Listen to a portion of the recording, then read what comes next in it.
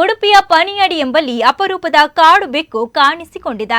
ಸ್ಥಳೀಯ ನಿವಾಸಿ ವೆಂಕಟಕೃಷ್ಣ ಲಕ್ಷ್ಮೀನಾರಾಯಣ ಉಪಾಧ್ಯಾಯ ಎಂಬುವರ ಮನೆಗೆ ಅಪರೂಪದ ಅತಿಥಿ ಬಂದು ಅಚ್ಚರಿಯನ್ನು ಮೂಡಿಸಿತು. ಅಂಗಳದಲ್ಲಿ ಓಡಾಡುತ್ತಿದ್ದ ಬೆಕ್ಕು ಮನೆಯ ಸುತ್ತಮುತ್ತ ಹೋಗಿ ಮೂಲೆ ಮೂಲೆಯಲ್ಲಿ ಅವಿತು ಕುಳಿತುಕೊಳ್ತಾ ಇತ್ತು. ಈ ಮಾಹಿತಿಯನ್ನು ಸಮಾಜ ಸೇವಕ ನಿತ್ಯಾನಂದ ಒಳಕಾಡು ಅವರಿಗೆ ತಲುಪಿಸಲಾಯಿತು. ನಿತ್ಯಾನಂದ ಒಳಕಾಡು ಮತ್ತು ಅರಣ್ಯ ಇಲಾಖೆಯ ಗಸ್ತು ಪಾಲಕ ದೇವರಾಜ್ ಪಾನ ಅವರು ಸ್ಥಳಕ್ಕೆ ಬಂದರು.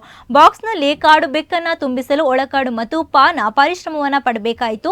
ಕಾಡು ಬೆಕ್ಕಿನ ತಲೆಯ ಭಾಗಕ್ಕೆ ಗಾಯವಾಗಿದ್ದು ನಾಯಿ ಬೆಕ್ಕನ್ನು ಹಿಡಿಯಲು ಪ್ರಯತ್ನ ಪಟ್ಟಿರಬಹುದು ಎಂದು ಶಂಕೆ ಇದೆ.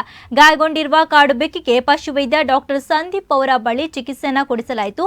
ಸಂಪೂರ್ಣ ಚೇತರಿಸಿಕೊಂಡ ನಂತರ ಕಾಡು ಬೆಕ್ಕನ್ನು ಮಣಿಪಾಲ ಟ್ರೀ ಪಾರ್ಕ್ ಬಿಡುವುದಾಗಿ ದೇವರಾಜಪಾನ ತಿಳಿಸಿದರು.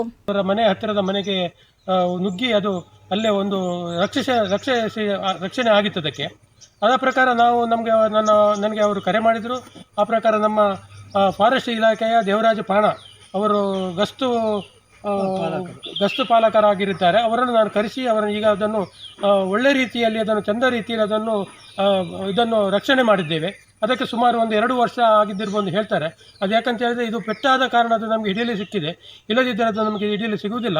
ಈಗ ಅದನ್ನು ಅವರು ಅರಣ್ಯ ಇಲಾಖೆಗೆ ತಗೊಂಡೋಗಿ ಅದಕ್ಕೆ ಚಿಕಿತ್ಸೆಯನ್ನು ಪಡಿಸಿ ಅದನ್ನು ಅದರ ಹತ್ತಿರದ ಟ್ರೀ ಪಾರ್ಕು ಅಲ್ಲಿ ಅವರು ಬಿಡ್ತಾರೆ ಅಂತ ಹೇಳಿದ್ದಾರೆ. ನಾವು ಈಗಾಗಲೇ ಅದನ್ನು ನಮ್ಮ ಡಾಕ್ಟರ್ ಸಂದೀಪ್ ಇದ್ದಾರೆ, ಅವರ ಹತ್ರ ನಾವು ಚಿಕಿತ್ಸೆ ಪಡಿಸಿ ಅವರನ್ನು ನಾವು ಅದಕ್ಕೆ ಬೇಕಾಗುವಂಥ ಚಿಕಿತ್ಸೆ ಮದ್ದು ಗಿದ್ದನ್ನು ಮಾಡಿಸಿ ಅದಕ್ಕೆ ಮಾಡಿ ಅದನ್ನು ನಾವು ಇಲಾಖೆಗೆ ನಾವು